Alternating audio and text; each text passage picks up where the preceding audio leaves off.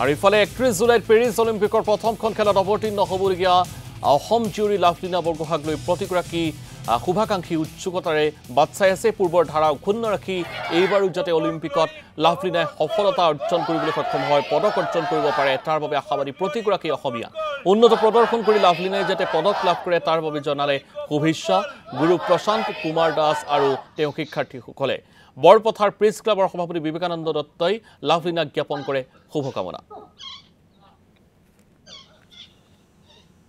প্ৰথমতে মই লাভলীনাক শুভেচ্ছা জনাইছো যে পেৰিছত যি অলিম্পিক অনুষ্ঠিত হৈছে এইটো 26 জুলাইৰ পৰা 11 আগষ্টলৈকে অনুষ্ঠিত হ'ব আৰু আমাৰ ধনচিৰি আমাৰ অসম তথা আমাৰ ভাৰতৰ গৌৰৱ লাভলীনা তাত গৈ উপস্থিত হৈছে আৰু লাভলীনাৰ এবাৰ 75 কেজি যিটো মিডিল ৱেইট কেটেগৰী সেই ৱেইট কেটেগৰীত তাই খেলিব আৰু 26 তাৰিখে অলিম্পিকটো অনুষ্ঠিত হ'ব। তাইৰ খেল আছে 31 জুলাইত আছে প্ৰথম খেল প্ৰিলিমছ ৰাউণ্ড অফ 16 আৰু